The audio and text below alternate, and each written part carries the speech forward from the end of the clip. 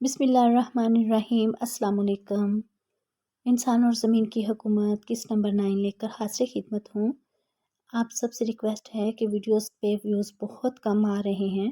آپ سب سے گزارش ہے، دل کی گہرائیوں سے گزارش ہے کہ ویڈیو کو زیادہ سے زیادہ لائک کیا کریں تاکہ ویڈیو آگے جایا کرے اور ویوز پہ آنا شروع ہو جائیں۔ 40 دن اور 40 رات تک بارش ہوتی رہی، پوری زمین پانی میں ڈوب گئی، سب برے لوگ مر گئے، برے فرشتوں نے اپنے انسانی جسم چھوڑ دیے اور وہ آسمان پر واپس چلے گئے۔ دنیا کے نافرمان اور سرکش لوگ اس سیلاب میں فنا کی گھاٹ اتر گئے اور حضرت نوح علیہ السلام کی کشتی 6 مہینوں تک پانی کے اوپر تیرتی رہی۔ کشتی میں تمام جانوروں پرندوں کا ایک جوڑا اور 2 نبی، حضرت نوح علیہ السلام اور حضرت آدم علیہ السلام کا تابوت، یہ حضرت آدم کی وصیت پر ہوا تھا، اور حضرت آدم کے 3 بیٹے اور ان کی بیویاں چند مومنین تھے۔ یہ طوفان ایک رجب المرجب کو آیا اور 10 محرم الحرام کو کشتی بلاہر جودی پہاڑ کی پہاڑی چوٹی پر جا کر ٹھہر گئی۔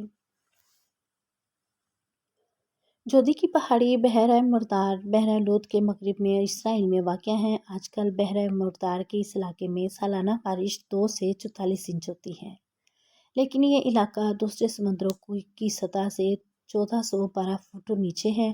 اگر آج بھی اس علاقے میں شدید ترین بارش ہو جائے تو پانی کے نکل بہنے کا کوئی راستہ نہیں ہے اور یہاں ایک عظیم الشان جھیل بن سکتی ہے۔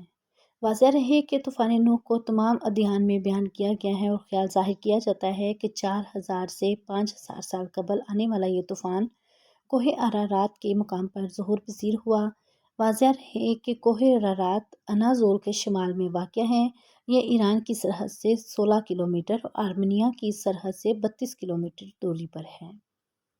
مذکورہ پہاڑ کی چوٹی ترکی کی بلند ترین چوٹی شمار کی جاتی ہے، جس کی بلندی 5137 میٹر ہے۔ اب خدا کے حکم سے سیلاب تھم گیا اور زمین نے سارا پانی اپنے اندر جذب کر لیا۔ اب خدا نے حضرت نوح علیہ السلام کو حکم دیا کہ کشتی سے اتر جاؤ۔ تجھ پر اور وہ لوگ جو تجھ پر ایمان لائے ہیں، ان پر ہماری رحمتیں برکتیں نازل ہوں گی۔ اور تورات میں مذکور ہے کہ جب طوفان تھما تو حضرت نوح نے سب سے پہلے کوے کو بھیجا کہ دیکھے اگر زمین پر کہیں خشکی ہے تو آ کے خبر کریں، اور زمین پر کہیں نہ بیٹھے کہ ابھی حکم نازل نہیں ہوا۔ کوا چلا گیا، وہ بہت عرصہ اڑتا رہا، پھر زمین پر ایک جگہ خشکی نظر آئی تو وہ حکم بھول گیا اور وہیں بیٹھ گیا اور واپس آ کے خبر نہیں دی۔ تب حضرت نوح نے خود نکل کر دیکھا اور کوے کو بیٹھا دیکھا، اور تب فرمایا کہ تو ہمیشہ گندی جگہوں پر بیٹھے گا۔ چونکہ اس طوفان میں دنیا کے تمام لوگ ہی فنا ہو گئے تھے، صرف چند لوگ ہی زندہ بچے تھے، اس لیے حضرت نوح علیہ السلام کو آدم ثانی بھی کہا جاتا ہے۔ انہی کی اولاد اس وقت دنیا میں آباد ہے۔ بزرگ مفسرین کی ایک جماعت نے کہا ہم نے کو نوح کی اولاد کو زمین میں باقی رہ جانے والا قرار دیا۔ نتیجہ یہ نکالا جاتا ہے کہ نوح کے بعد تمام نسل انہی بشر کی اولاد میں سے ہے جو وجود میں آئی ہے، اور اس وقت کے تمام انسان انہی کی اولاد ہیں۔ اس بات کو بہت سے مورخین نے نقل کیا ہے کہ نوح کے 3 بیٹے باقی رہ گئے تھے، سام، حام اور یافس، اور اس وقت کرۂ ارض زمین پر موجود تمام نسلیں انہی پر منتہی ہوتی ہیں۔ یہ حضرات عرب، فارس اور روم کے لوگوں کو سام کی نسل سمجھتے ہیں، اور ترک کی نسل، اور اسرائیل اور کچھ دوسرے گروہوں کو یافس کی اولاد سے، اور سوڈان، سندھ، ہند، نوبہ، حبشہ، قبط اور بربر کے لوگوں کو حام کی اولاد میں شمار کرتے ہیں، اور ان کی تقسیم یوں بھی کی جاتی ہے کہ نوح علیہ السلام کی اولاد۔ نوح علیہ السلام کے 3 بیٹے طوفان میں بچ گئے تھے کیونکہ وہ مسلمان تھے، حام، سام، یافس۔ مورخین کا نظریہ ہے کہ کرۂ ارض زمین کی اس وقت کی تمام نسلیں انسانی کی بازگشت انہی تینوں فرزندوں کی طرف سے ہے۔ ایک گروہ حامی نسل سے ہے جو افریقہ کے علاقے میں رہتا ہے، دوسرا گروہ سامی نسل سے ہے جو شرق اوسط اور مشرق مغرب کے علاقے میں رہتے ہیں، اور یافس کی نسل کو چین میں آباد سمجھتے ہیں۔ اور اس طرح تمام زمین کافروں اور گمراہوں سے پاک ہو گئی، اور جو صاحب ایمان تھے وہ زندہ بچے۔ مزید آگے بڑھنے سے پہلے تھوڑی تفصیلات گزری ہوئی باتوں کے بارے میں۔ کوہ جودی کہاں ہے؟ یہ دیار بکر جو دجلہ اور فرات کے درمیان ہیں اور بغداد تک مسلسل چلا گیا ہے کہ نوح میں بلاد الجزیرہ میں ہے۔ یہ علاقہ جبال ارمنیہ کے متصل سے ہے۔ صاحب القاموس المحیط لکھتے ہیں جودی الجزیرہ کا ایک پہاڑ ہے جس پر سفینہ نوح آ کر ٹھہرا تو رات میں اس پہاڑ کا نام ارارات ہے۔ کشتی نوح کا حجم۔ قرآن کریم نے کشتی نوح کی لمبائی، چوڑائی، اونچائی اور گہرائی کی بابت کوئی گفتگو نہیں کی، بس اتنا بتایا ہے کہ وہ بھری ہوئی تھی اور تختوں اور کیلوں والی تھی۔ البتہ تورات میں اس کی قدرے تفصیل آتی ہیں۔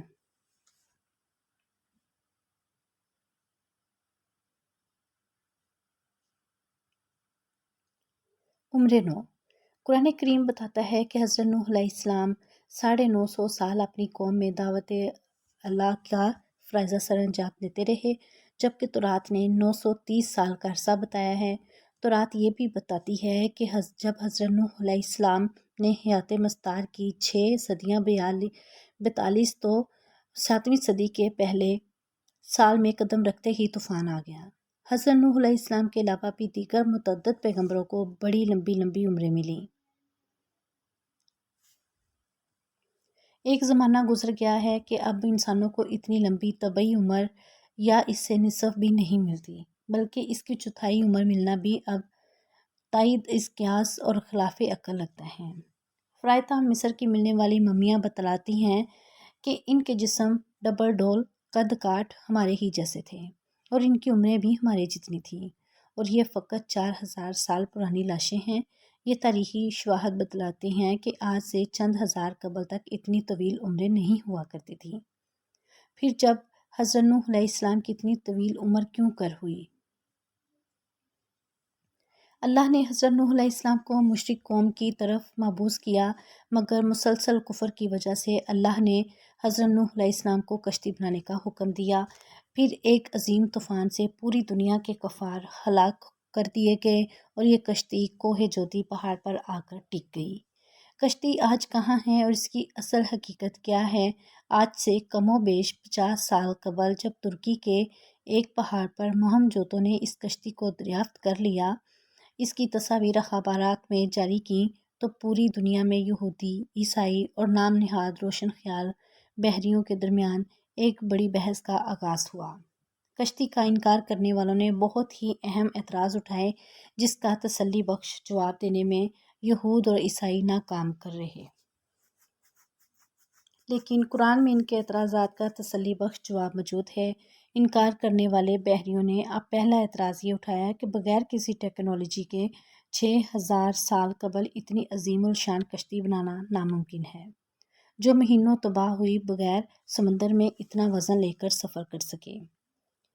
قرآن کی سورہ قمر میں اس کا تسلی بخش جواب اس طرح دیا گیا ہے کہ اور ہم نے نوح کو ایک کشتی میں سوار کیا تھا جو تختوں اور قلعوں سے تیار کی گئی۔